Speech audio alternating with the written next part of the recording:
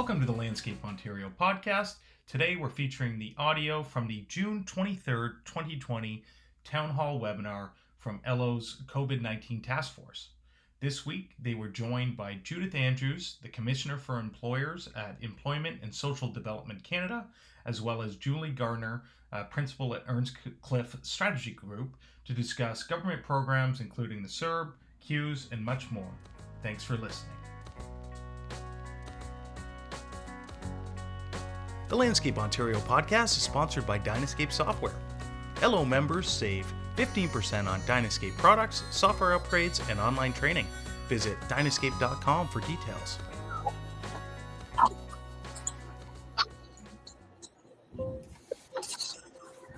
Okay, it looks like we are on. Hello and welcome to Landscape Ontario's Town Hall, brought to you and organized by the Landscape Ontario COVID-19 Task Force. Today's Town Hall is being recorded. The recording will be sent out so that you may review it as your own unique schedule allows. Please ask lots of questions. There is a chat function to the right-hand side of the screen. So please ask your questions there. I'll be monitoring the chat so that we'll be able to get to as many questions that you have, and we'll do our best to get to as many as possible. Our federal government has announced emergency relief measures for individuals and businesses. Following the announcements, there have been extensions and amendments.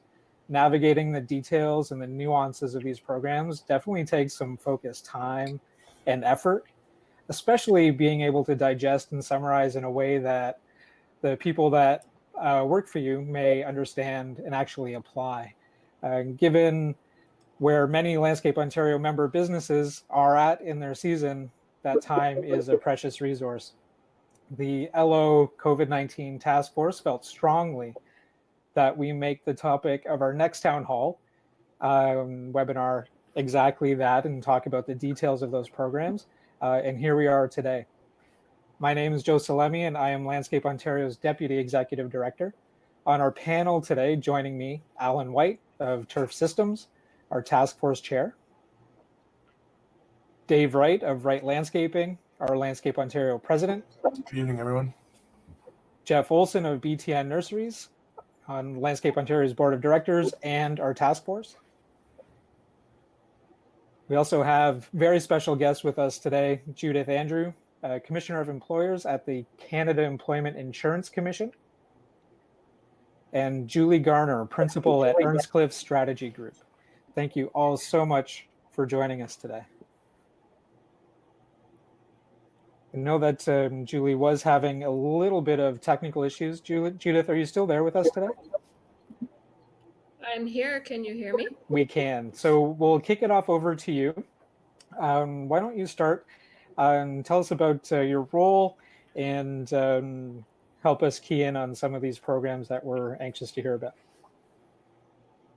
Okay, well, great. Thank you very much for the kind introduction, and it's really a pleasure to be with you here at Landscape Ontario's Town Hall this afternoon.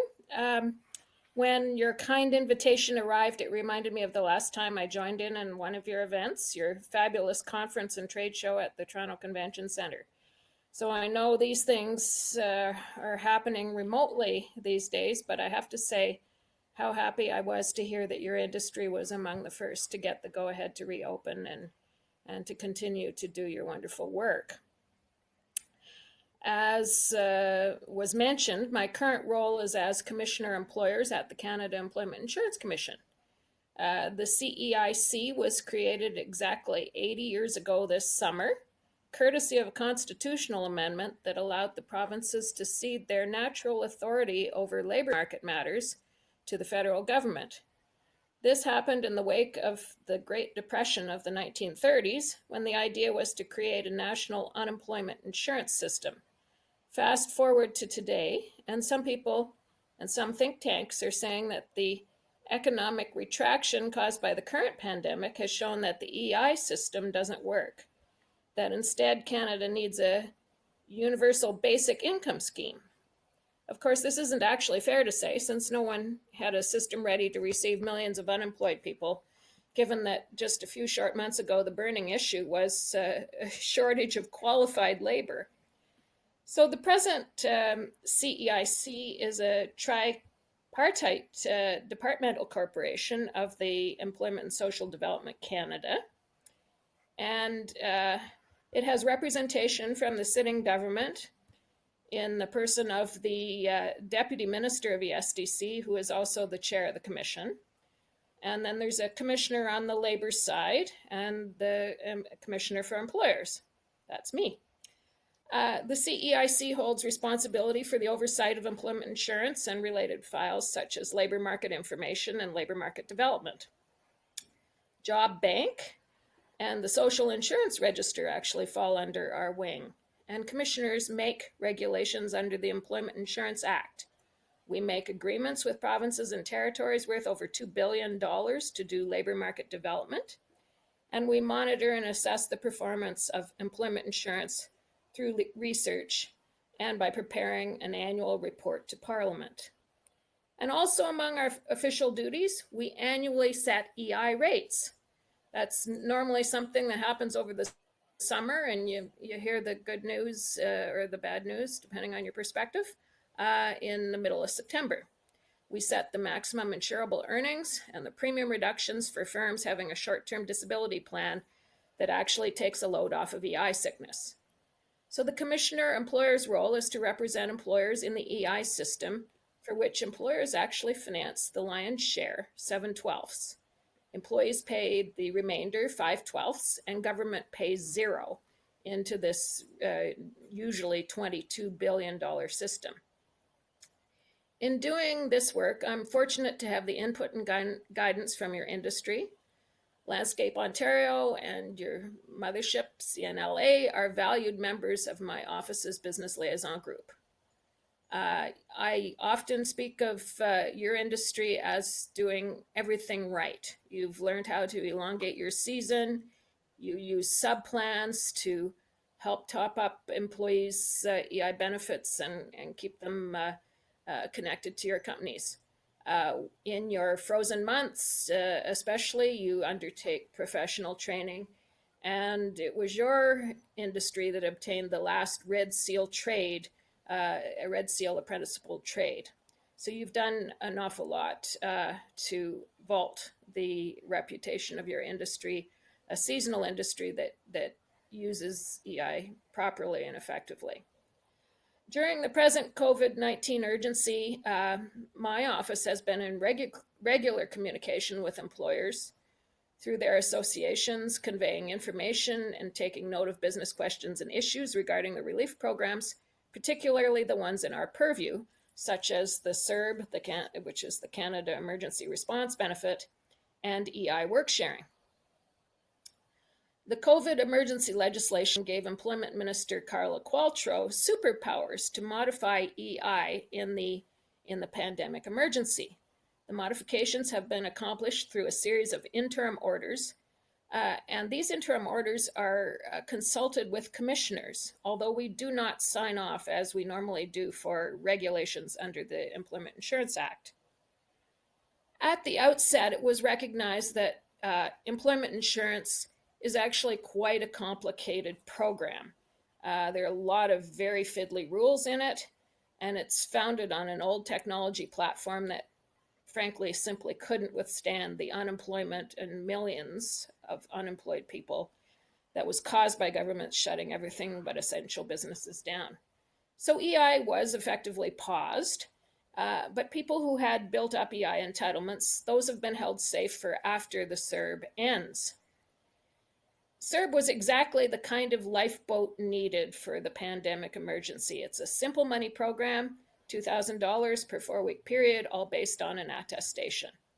It got money out the door quickly when it was needed. The trick will be to ensure that the CERB lifeboat does not actually become a houseboat, that we segue off CERB and back to EI how and when appropriate. This is an area where I'm offering advice from the business side, so your input is welcome on that. I'm told that CERB creates disincentives to work, making it hard for firms to ramp back up to normal.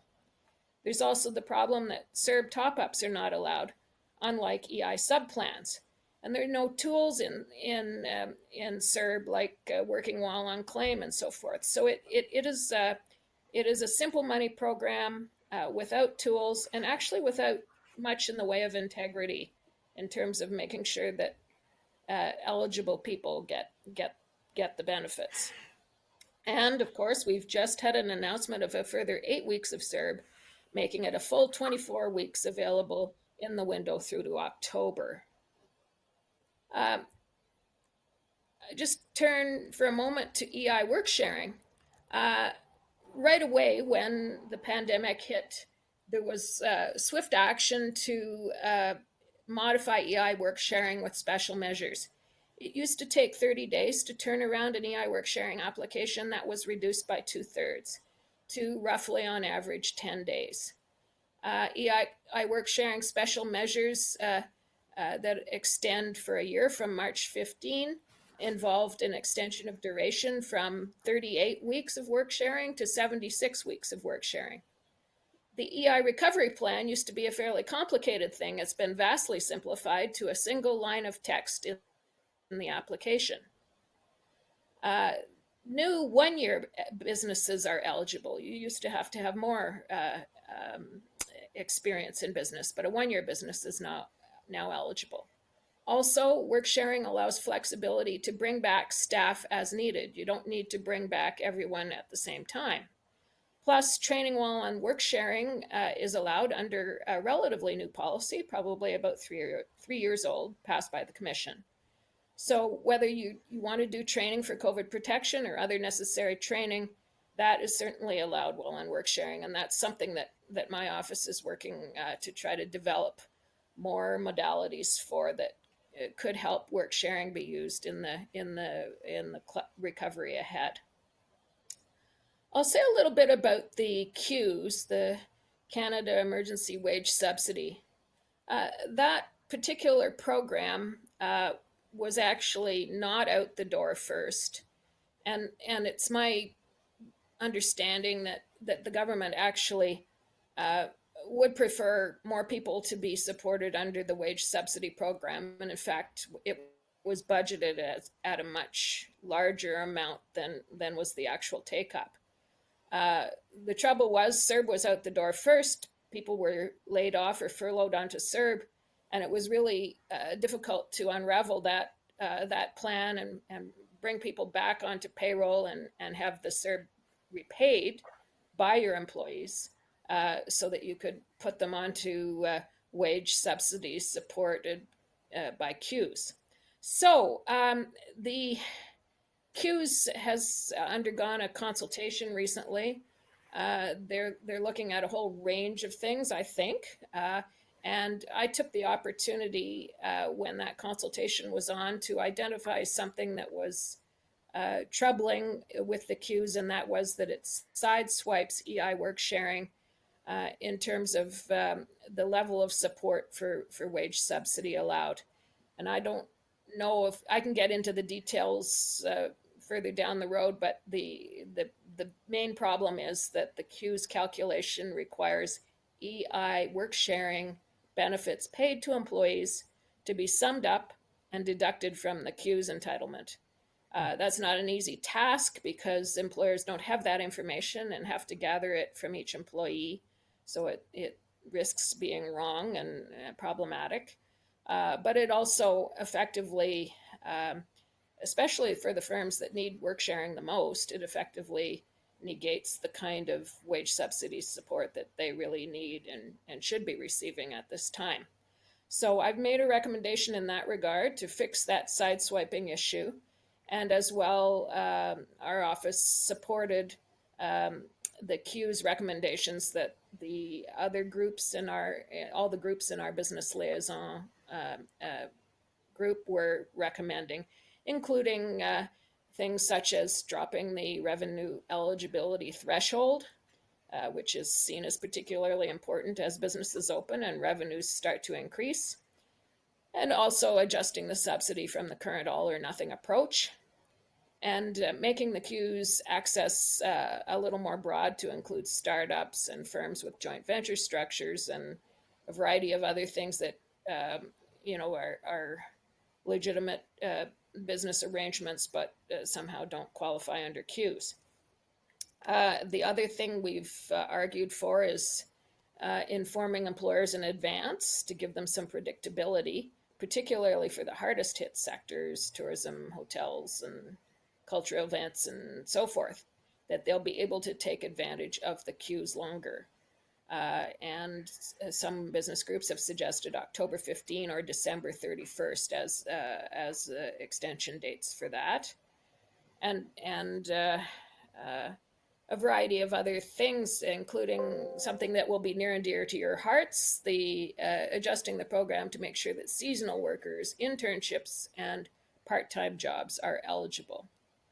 So the other thing that's problematic with the CEWS is that it's time-consuming and complex, and it gives rise to concerns about errors and mistakes and subsequent audit jeopardy. And so I have taken the advice of the Canadian Payroll Association on some of these administrative things that could be improved to make the CEWS more acceptable. So the notion here is to try to get more people using the payroll support, fewer people using the money program with no strings attached, and of course, where needed, segueing over to employment insurance, and also using EI work sharing as necessary to help get back to normal. And so those are some of the things I've been thinking about lately. I have some details about these programs. I understand that your membership is pretty far up the learning curve in terms of the particular eligibilities and so forth. I know that Sally Harvey asked some very pointed and useful questions around eligibility for your sector in a session I held with some CRA officials. And so I think you've probably got some of those details, but we can get into them later if necessary. Anyway, that is what I would like to say in opening, and look forward to hearing all of your views on all of these things, as it's my job to try to make sure that your message is heard internally. Thanks. Yeah. Thank you, Judith. Judith. And trying to navigate all of this, and knowing kind of the details as you pull back the curtain, help us understand the complexities. As Peter said in the chat, it quadruples our appreciation for the work that you're doing. So thank you. I will open it up to the panel. Alan, Dave, Jeff, do you have any questions for Judith? I'd like to ask one. Go ahead, Jeff. If it's okay. Great info, Judith. Wow, that was amazing. My question is about the Student Summer Jobs Program, and that seems to be one that I thought was going to be great, and it just didn't seem to take off. Do you have any familiarity with that? Not very much. I did actually refresh for this evening's webinar a set of links that I have. Joe, did you circulate those earlier, or do you want to, they have not been circulated, but we will make sure that those documents that you did fire over get posted on our resource hub, and we'll definitely send out, along with the recording of this webinar, we'll send out links to those documents that you provided. Okay, because if you're talking about the Canada Emergency Student Benefit, is that what you're speaking of? No, I'm talking about the Canada Summer. I think it's called the Canada Summer Jobs Program. Julie, maybe you know more about it than me. I think that's what it's called, but it's supposed to be 100% funding if you're hiring high school, university age students. But it kind of fell flat for our company anyway. Yeah, the challenge with that one was the Canada Summer Jobs Program. The intake for that is typically February and March of a calendar year. And so COVID-19 hit, of course, I mean, it hit earlier, but of course flipped our country upside down. in mid-March. And so it was one of the first announcements the government made that they indicated that for-profit companies could qualify to have 100% of the wages for these students covered, which was amazing. It was 50% before, which was obviously a huge help. But they never really opened up the intake again for people to be able to apply to create the opportunities. What I can say is it is a pretty fantastic program, even when it's running at its normal course. And there could still be a bump to 100% pay next year, given that there will be likely still kind of a need to get more people into the workforce. This is not going to disappear overnight. So I think the best advice I can offer you on the Canada Summer Jobs Program is watch and have your people watching for the intake timeline in February and March and get your applications in. I know in a lot of the areas, it's also worth touching base with the local representative, because there's certain areas like Toronto where the program's really oversubscribed, and then there's other areas like the region of Waterloo and others where people aren't taking doing the work to get the applications in to the same degree. Yeah, I can maybe add to it, Judith, while you're on the call here. Thank you for taking the time today. I participated with you numerous times at the national level, CNLA. So your expertise and your representation for this sector nationally in Ottawa we're immensely grateful. So again, thank you. This Canadian Summer Jobs Program is kind of a double-edged sword in the sense, as you alluded to, Julie, the intake is typically February, March, which predated COVID. So not only most of our anticipation of workforce need kind of floating on previous years' history or historic nature, but also these summer students, as I have 2 teenagers in my household that normally have summer jobs. Those summer jobs are unavailable this year. But I know lots in this sector, because particularly the landscape sector has, from the garden center, the nursery growers, and even in the landscape maintenance and design build, are just inundated with work. It's kind of and I'll ask some questions later as it translates into 12 and 24 months. But right now, the majority of our memberships, because everybody's home, is incredibly busy. And we could utilize some of these summer students, but just getting access to them or getting them up with CERB there, not having access to these summer job programs has had a significant impact on us. And I anticipate will repeat itself in the coming months as we see this all transpire. And also the way the government, the federal government that you work closely with, how much money is available. So it's kind of a weird situation that, though we're anticipating economic turn down, why we're anticipating the impacts of COVID, the government's done such an incredible job of propping up the economy that there isn't an eagerness to work, even though unemployment's at its highest ever. There isn't a tightening of people spending because there's this massive inflow of cash into the marketplace with very little strings attached. But our anticipation of what's going to transpire in the future and how much is government looking at, it's great that we extended it 8 weeks, but August is going to come, and most experts are saying this is going to continue into next fall, next summer. Does our government have a plan? And as we come to the end of our season, are we looking at or having a collaborative effort to kind of really anticipate where EI, CERB, and other things are going to come into play by year's end? Joe, that might be a great segue over just to provide a little bit of intel in terms of where our firm is, and then keep going with the questions. Yeah, that's sure I do. Sounds great. So why don't we hand it over to Julie, and she can provide some insight there. Sure. I really appreciate the opportunity to participate again. My name is Julie Garner. I know I was introduced at the beginning, and I belong to a firm. I'm a partner and a principal at Earnscliffe Strategy Group, which is a government relations, public opinion research, and communications firm. We're a national firm where we have offices across the country. I'm part of our Toronto office, but work, even pre-COVID, out of my home most of the time in the Kitchener-Waterloo area. I've been working alongside with Landscape Ontario, originally starting and seized with the challenges that you're facing in the snow and ice industry around the insurance questions and problems. And then when COVID hit, really switched gears to kind of getting you back to work and getting your industry back to work and opened up. as well as to kind of navigating some of the government programs. And so this is the second Landscape Ontario webinar that I've participated in. The first one was very much that educational dump of, what is CERB, what is CEWS, what are all these really crazy acronyms that are coming out of the federal government that are supposed to help us, and where are the holes that need to get plugged.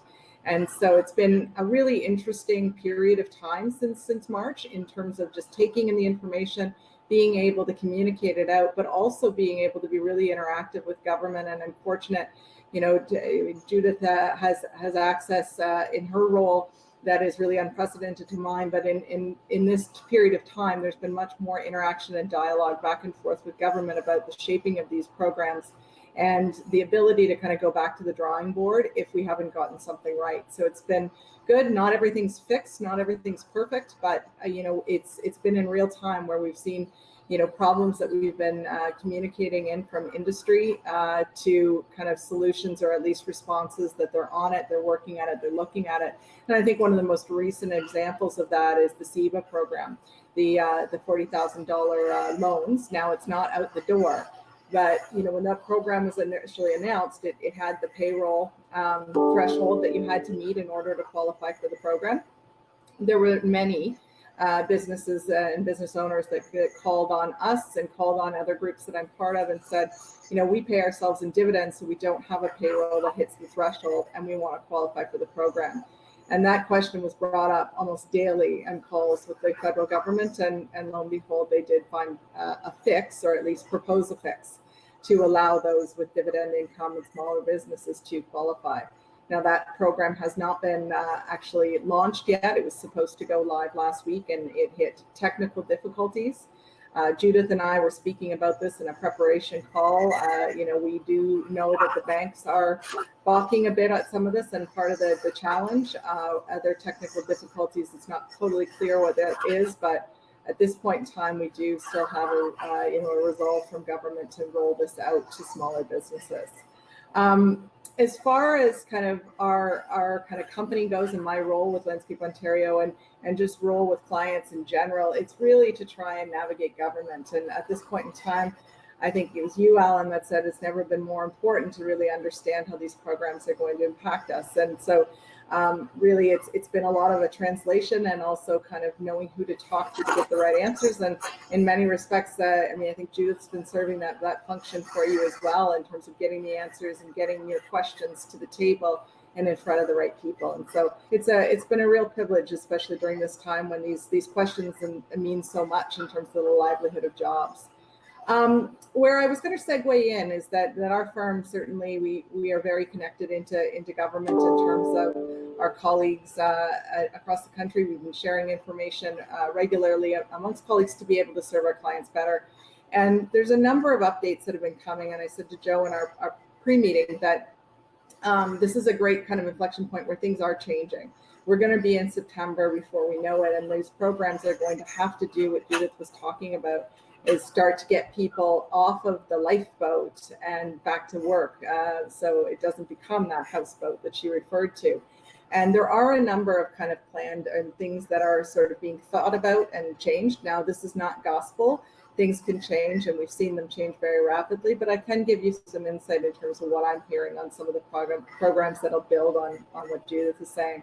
CERB would be one of them, and certainly I think Judith has covered it really well, that they're looking right now at the 1.3 million people who have left the program, trying to figure out where they've gone so that they can figure out, is there something that they can replicate there to get more people off of the program? And they are now kind of, obviously, they had proposed some legislation which would have some penalties in it for those that have been offered employment and refused it. That was not supported by any of the opposition parties, and without a majority status, they did not go forward, as that would have been a confidence motion. So that is dead in the water, and CERB's been now extended until the end of August. What they're looking at, I think Judith touched upon this, is really how do we shift people in?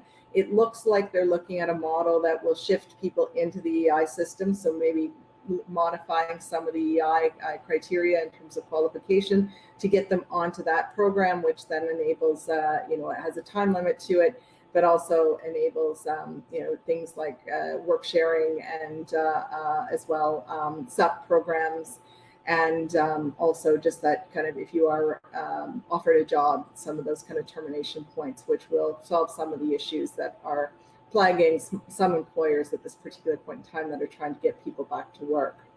As far as the CEWS program goes, they just wrapped a consultation. We touched a little bit upon that. Judith's group was actively part of it. We have heard that they are very much seized with this issue around kind of a very significant kind of cliff that in terms of the revenue decline that businesses have to meet, the 30%, in order to qualify for the program, at least for the kind of the 2 pay periods. What they are looking at is some way to have a much more gradual decline for that program that doesn't disincentivize success or growth, that allows people to perhaps recover some of those 30% of month over month that they have been experiencing, and also know and have the certainty that they're going to have some support there while they do it. So the sloped off ramp is something we'll be watching very quickly, and certainly from many of our clients, that's what they're looking to see. They don't want to be penalized for having a decline in revenue by 28% instead of 30%, when that's going to have material impacts on potentially some staffing decisions that they make going forward. And that's the adverse outcome that the government wants to see. The last program I'll touch upon before kind of turning it back to the Q&A, which is really going to be something that Judith and I are going to engage in, and the rest of the panel members, but is the commercial rent subsidy program. It was rolled out in Ontario with a joint sponsorship of the federal government and the province. It has not yet been a success. I don't personally expect that it will be. It's got some criteria in there that are highly problematic for landlords, and then tenants cannot apply on their own. The revenue decline as well is 70%, and so that really knocks out companies like many of yours that have continued to operate, albeit many at a loss during this period of time. So not a successful program. They're still studying it. The provincial government in Ontario has just banned evictions, and they do expect that will have an incentive for landlords to apply for the program. We have not seen any data yet on it. They're saying it's too early, but we do expect that there may be some changes coming to that program, as we expect it to be undersubscribed. That's the last program I'll touch base on right now, but happy to answer any questions. Certainly have a broad spectrum of kind of knowledge on all of them, including kind of some of the issues and discussions and debate going on around migrant workers, which has obviously been a huge subject in the media right now in the Windsor area, as well as some massive outbreaks in the Norfolk County area. So thank you. Thank you, Julie. Would love to turn it back over to the panel. I'm sure you guys have some questions that you'd like to throw over to her. So, Dave, might start with you. Sure. So one of the questions that kind of comes to me and what I'm experiencing is we are in a labor crunch still. My company is we're hiring, but no one's applying.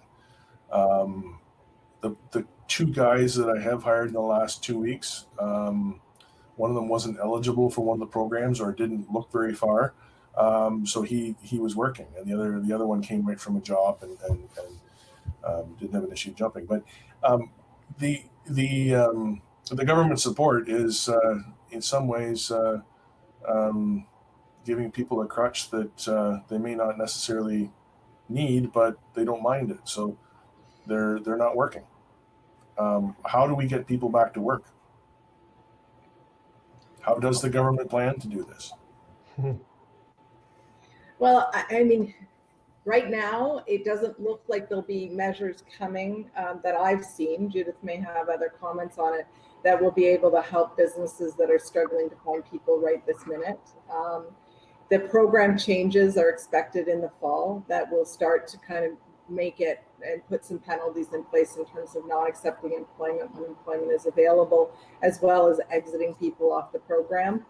They want to do it again in a sloped manner, so it's not a cliff that all of a sudden one day 2 million people are being supported and having their families supported by the program, and the next day they're destitute. So it will be a gradual. Unfortunately, it's going to be a challenging labor market, and we're experiencing it ourselves. My husband's business is in landscaping. We also have a food truck, and we can't find people to work either. So I hear you, but I'm not seeing anything in terms of tools right now to get people back into the sector. And part of the problem is like $2,000 goes a long ways for a student who normally would have taken a job for the summer, but this summer doesn't need to, because they can make $6,000 over the summer without doing anything. And that's a problem, because that's part of our workforce. Obviously we're paying them more than that, but they're getting tax taken off, whereas from the government they get a check that doesn't have the tax taken off. So they're getting a larger lump sum in their pocket, and it's I don't know, it's hurting. Like, I could hire 10 guys tomorrow, and I would if they were there. No doubt. So Yep, sure Judith can. here. Can you hear me? Yeah. One of the things that, and I was going to talk about the student emergency benefit, and when the Prime Minister announced that, he also announced in the same breath that students would want to be going on Job Bank and looking for opportunities. So I just want to remind everyone that jobbank.ca is the spot where people are supposed to be looking for work. So I hope you're posting your jobs there, or through a job feed that has a deal with Job Bank, because that's part of it.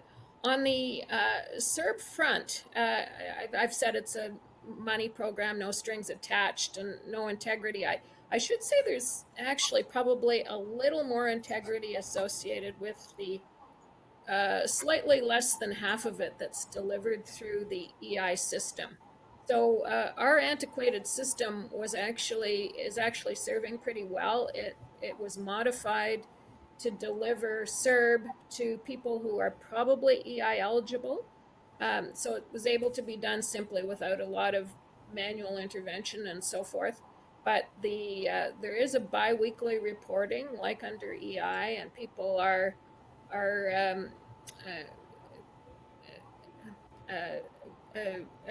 saying that they didn't work, and have been searching. So there's a bit of an attestation going on there. And so there are some tools, of course, in the EI system to make sure that people don't quit their job to collect benefits and actually refuse to come back. So there's some debate about how much that can be levered to make sure that people are accepting the opportunities that are coming their way versus languishing on a benefit. So the CRA part of CERB has, of course, none of that.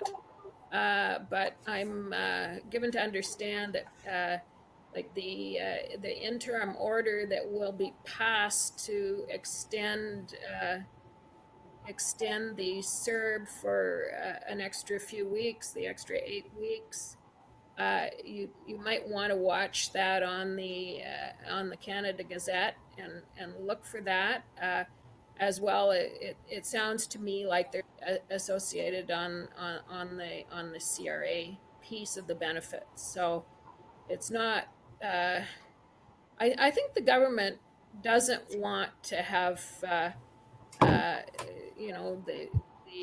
no strings attached benefit. I think they'd like to have at least some strings, but they want it also to be there.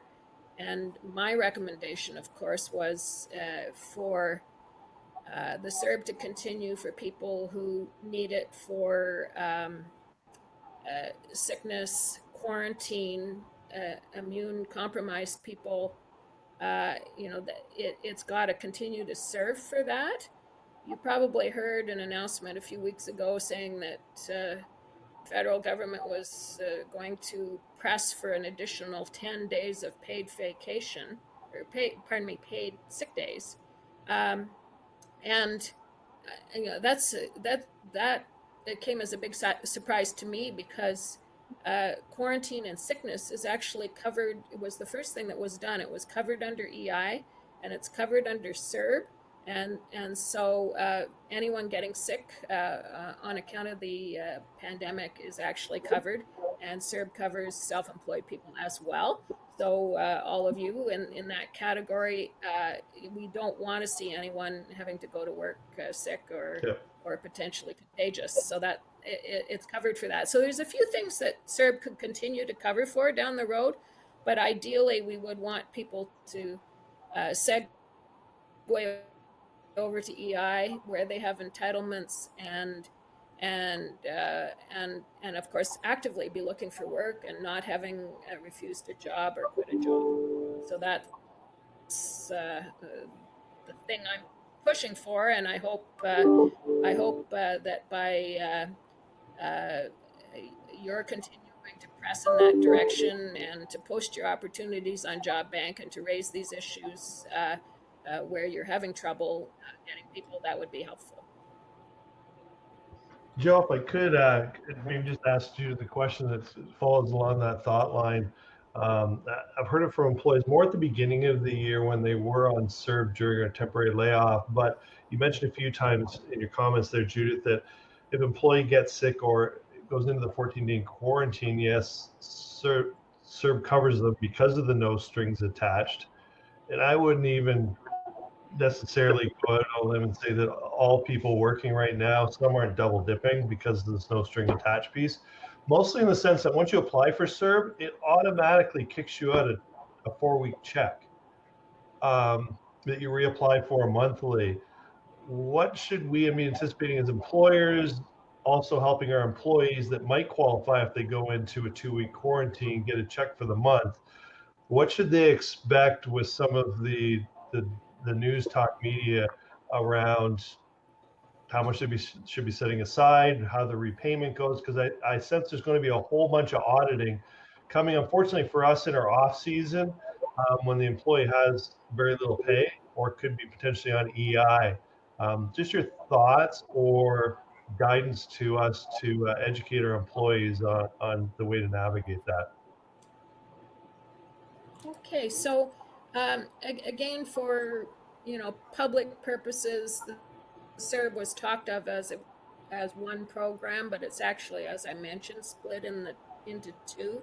In fact, on the website there was a triage for people to kind of head into the direction of the EI portal. So, and they do operate differently. The Service Canada portal that is based on the EI modalities operates on a bi-weekly basis with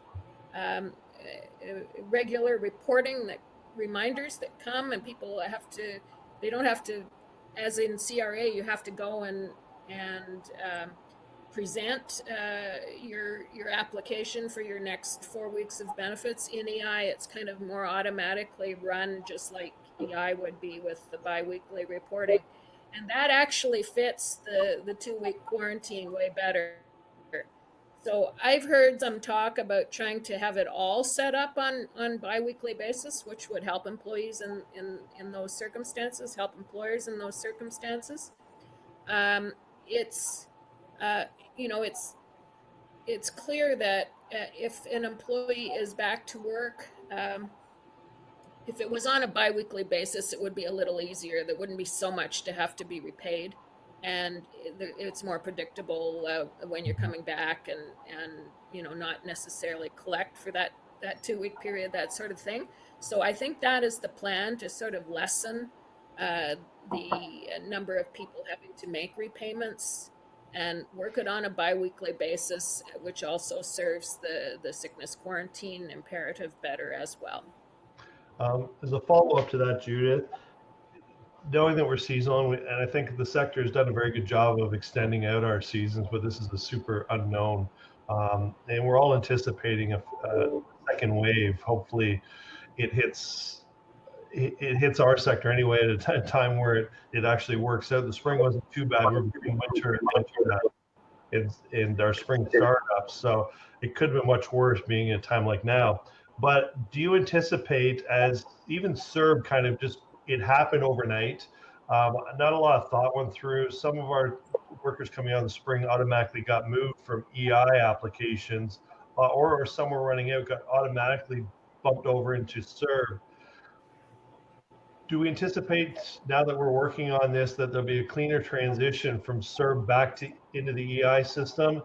And do you anticipate any implications as we're looking as employers forward to this winter and planning in our workforces to make sure that we are preparing properly for what you see ahead, obviously, is having a front seat at the discussions going on right now in Ottawa?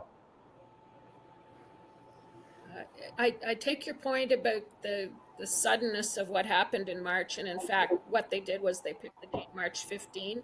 If your EI claim had been established prior to March 15, you were on EI, and some people still are.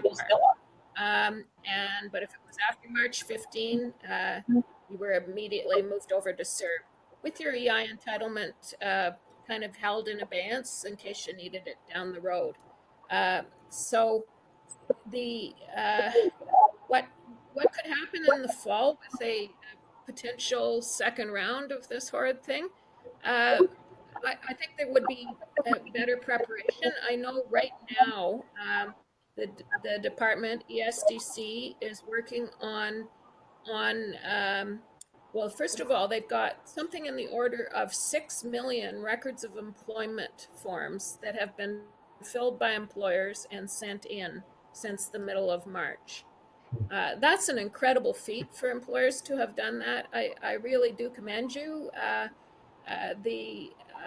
It's a horrible form. It's the worst form that bothers business. Since I've been in the business world, I've actually had a project to try to change that record of employment system into something called e-payroll that would be so much better, would mesh with your own payroll systems and not have you trying to shoehorn your payroll into the boxes on the record of employment form. But anyway, that's for another day. But so employers have filed 6 million ROEs, and there's lots of work going on internally to try to match the CERB collectors under the EI system to the ROEs that are on file, and make sure that if those people remain unemployed, they would be able to, without great difficulty, move over to EI and with the least possible manual interference in the claim, because that's the big problem. Of course, our system isn't built to have and the thing that slows claims down is the manual interference. So if they can clean up all the records and make sure that people can get on to EI properly without having to have a manual treatment, that can allow our system to handle many more people. So I think there's a ton of work going in right now to get ready for a potential deluge, but I'm hopeful that there will be more people that get brought back. I know your industry's back, but there's lots that aren't. So people that get brought back onto payroll through the queues and maybe using EI work sharing are ramping back up to normal. So the fall, I think in the fall, having been through this once, it would go more smoothly, and we would certainly be able to communicate more information to you to help you get ready. But what firms did about filling those ROEs at the time, starting in mid-March, was absolutely wonderful. The big one, if you could, in your future meetings, is keep an eye on the sub program. A lot of our members do utilize that. We're a little uncertain what's happening with the ones that were rolling off sub, because a lot of our employees that were on it completed their sub program the end of March, even though mid-March all of a sudden they got moved over to CERB. So under CERB they wouldn't qualify for sub, even though they're still receiving sub payments. Moving into this fall, I think again it's the interaction of the different programs that you have, and I know you keep an active eye on it, Judith, but that's an important one for our members, and one that obviously needs integration. We've struggled with it in the past, how EI would change things that wouldn't change with the supplemental income plan. CERB's further complicated that. So again, I know intents are good, but we just want to make sure widely used program doesn't cause conflict with, it's most importantly for the employees too, because as they navigate through this, there's already significant uncertainty as they go through it. And most like employers don't like going through the process. We want to make sure it works before they get there. Well, you make that's a wonderful point and a great question about the sub top-ups. As you know, that's under a registered plan with, the sub part of our department that registers those plans, and it goes with EI. It actually, you're not supposed to be topping up, or if you are, it cannot exceed more than $1,000 in a 4-week period. Yeah, you'd mentioned that in March 15th they got cut over, or anybody applying after, but our workers that were on it over the winter got cut over automatically too. I think the whole EI program got put on pause, and people that were on claim even got moved over. Again, all that happened They without. weren't supposed to have been. I was told, and I can check into this again, or if you've got examples, but if the claim was fully established under EI before March 15, it was an EI claim and sub was allowed. It was after that was the problem. Okay. Can you still hear me? My screen has blacked out here for some reason. We can still hear you. Okay. Hear you. Anyway, but sub plans on top of CERB are forbidden. Yep. I have not been able to secure an answer as to why that is. In fact, the Prime Minister explicitly encouraged firms using CEWS to top up the other 25% if they could. So top-ups were explicitly encouraged under the wage subsidy program, which is actually is more generous than the CERB. Mm-hmm. But for some reason, registered top-up plans that normally would have happened under EI are not allowed because it's CERB. And this point has been made strongly by many organizations, both on the employer and employee side, and it was made again today at the very highest level in our department. And it is a policy decision by the government not to allow those top-ups. Right. Thank you, Judith. It looks like Jeff is just back with us. I wanted to get over to, no, it's all good. I wanted to get it back over to you. I know you might have some questions, so I'll give you the opportunity. I just wanted to take a little different angle and talk about severance during this time. I'm sure that every company's got some employees that or some companies may be in the position where they have the opposite issue, where you need to permanently terminate some staff, and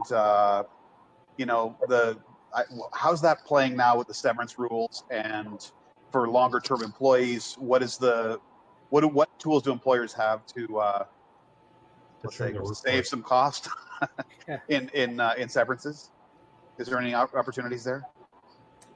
Julie, I might just take this one and start off, and then certainly I'm sure Judith will have an opportunity to chat. So in terms of employment standards, really the pieces of legislation, the orders that have been passed protect employees more.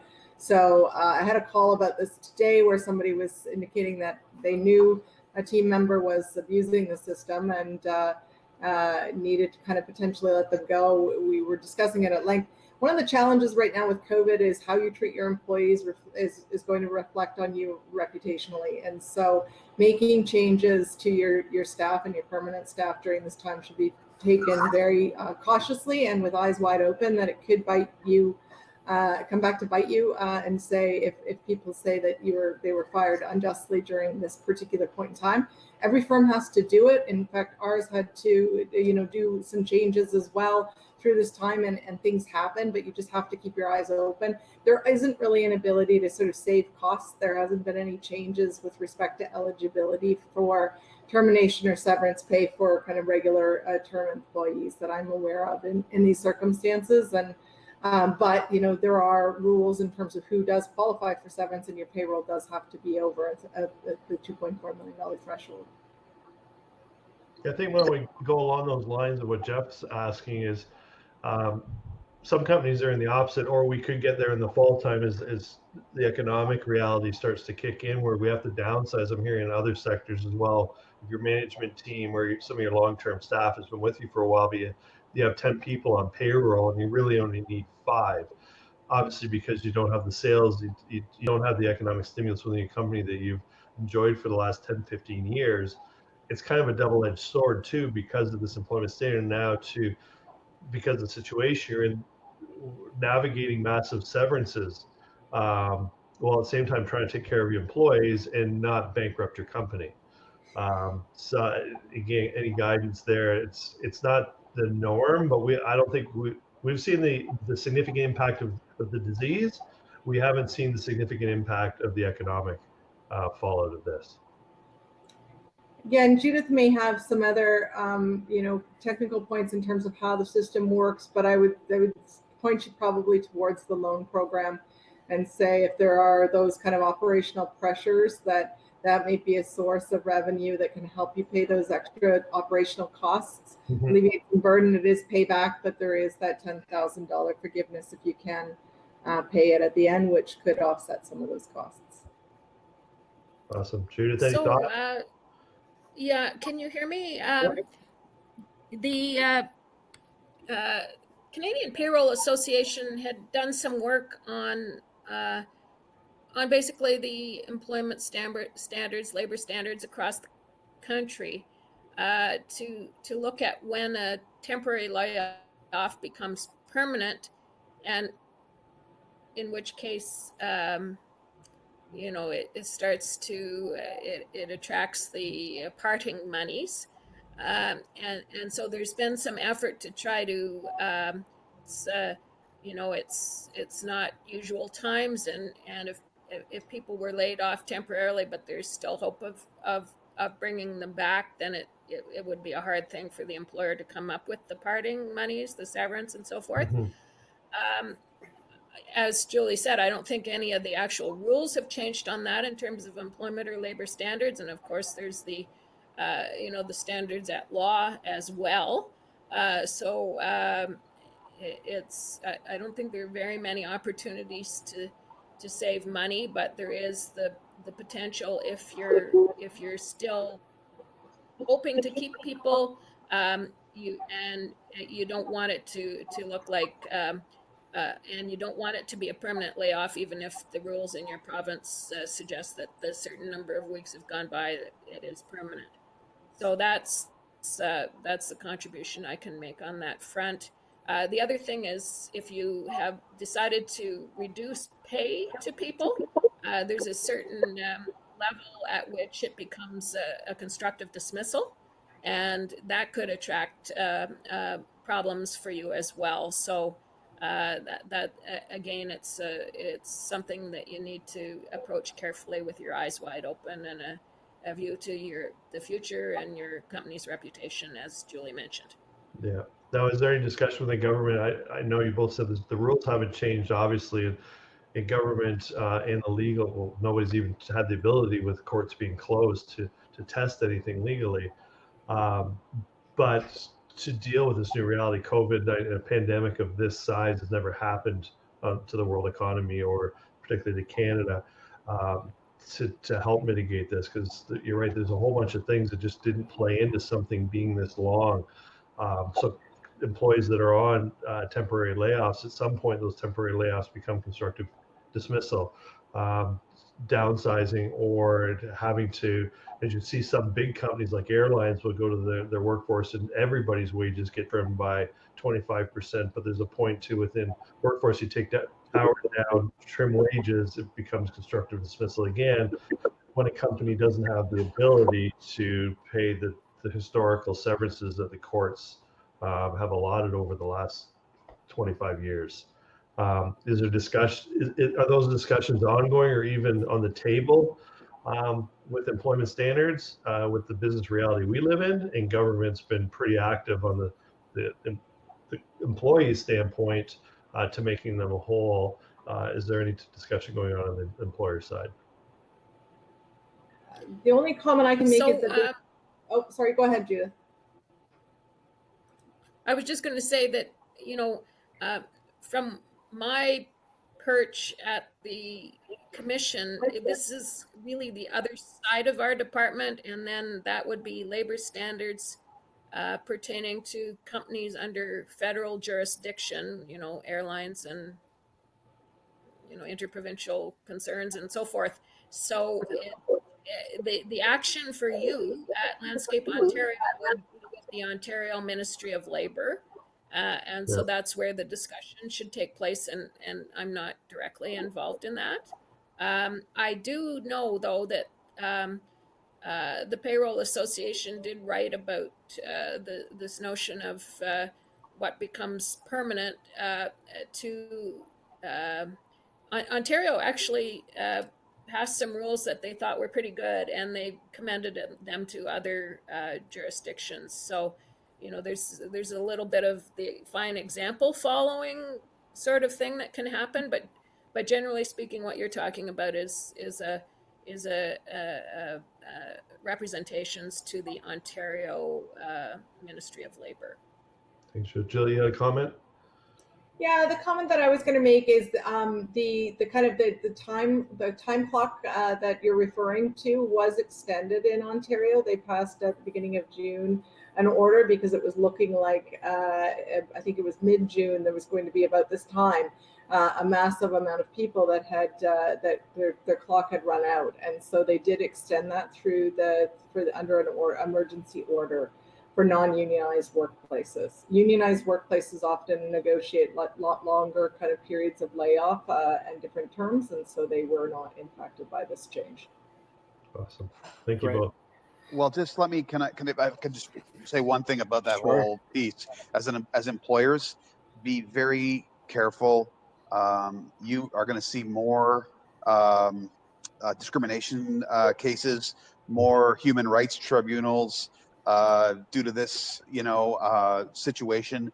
And there's lots of lawyers out there right now looking for lots of work. So just keep your eyes open on how you're treating employees as you exit them out of the business if necessary. Good comment, Jeff. Absolutely great advice. Everybody, thank you. Brings us to the top of the hour. Judith and Julie, on behalf of Landscape Ontario, the membership, its COVID-19 task force, thank you. And thank you for the important information you shared with us today. We know it's a very busy time as government works to provide solutions for Canadians, especially in the face of the pandemic. Landscape Ontario does have a bank of information, though, specifically dedicated to providing timely and relevant information related to navigating COVID-19.